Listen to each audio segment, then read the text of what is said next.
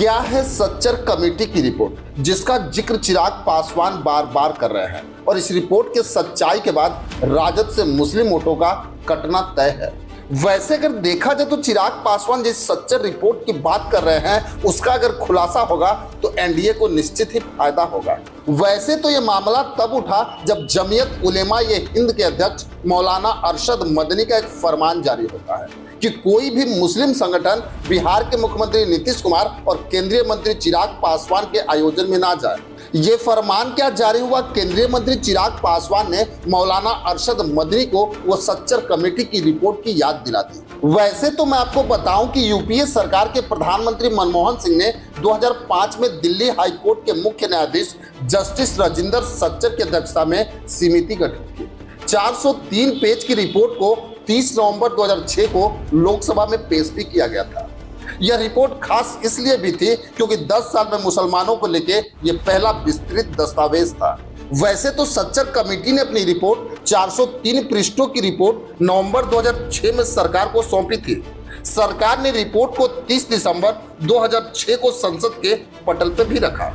Report केंद्र और राज्य सरकारों के विविध स्रोतों से प्राप्त आंकड़ों के आधार पर तैयार की गई थी। रिपोर्ट में कहा गया कि सभी केंद्र सरकारों के शासन में अल्पसंख्यकों विशेषकर मुसलमानों को नजरअंदाज किया गया। रिपोर्ट ने आजादी के बाद से भारत में मुसलमानों की लगातार बढ़ती आर्थिक असमानता और सामाजिक असुरक्षा अलगाव की ओर पहली बार ध्यान आकर्षित किया। आधिकारिक आंकड़ों के आधार पर यह पाया गया कि मुस्लिम आबादी का सिविल सेवा, पुलिस सेना और राजनीति में कम प्रतिनिधित्व है। अन्य भारतीयों की तुलना में मुसलमानों के गरीब, अशिक्षित, अस्वस्थ होने पे कानून से परेशान होने की संभावना भी अधिक है। वैसे अगर देखा जाए तो राजनीतिक जानकार उस समय के ये बता रहे थे कि इस रिपोर्ट को पूरे भारत में मुस्लिम समुदाय की सच्ची तस्वीर दिखाने वाला दर्पण भी बताया गया था और उसी रिपोर्ट का बार बार चिराग पासवान जिक्र कर रहे हैं। चिराग पासवान ने पत्रकारों से बात करते हुए बताया कि मैं मदनी साहब को सच्चर कमेटी की रिपोर्ट की याद दिलाना चाहूंगा जिसमें देश में मुसलमानों की दयनीय स्थिति को उजागर किया था। इसके लिए किस पार्टी को दोषी ठहराया जा सकता है? अटल बिहारी वाजपेयी की सरकार के एक छोटे से दौर को छोड़ के देश में कांग्रेस का शासन रहा।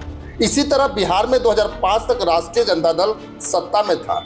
केंद्रीय मंत्री चिराग पासवान ने तो यहाँ तक कहा कि मदनी साहब ने मेरे इफ्तार का बहिष्कार किया, उनके फैसले का मैं सम्मान करता हूँ, लेकिन वह कांग्रेस और राजद को संरक्षण देके सही काम नहीं कर रहे हैं।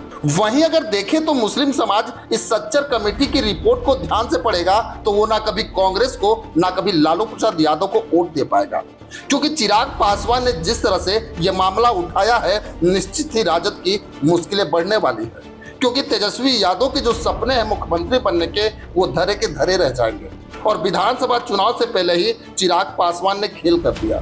वैसे जिस तरह से चिराग पासवान ने सच्चर कमेटी की रिपोर्ट की आवाज उठाई है उससे निश्चित ही प्रधानमंत्री मोदी और अमित शाह को फायदा होगा। खैर, इसमें आपकी क्या राय है हमें कमेंट बॉक्स में जरूर लिखेंगे। बस आज के लिए इतना ही, फिर मिलेंगे। जय हिंद।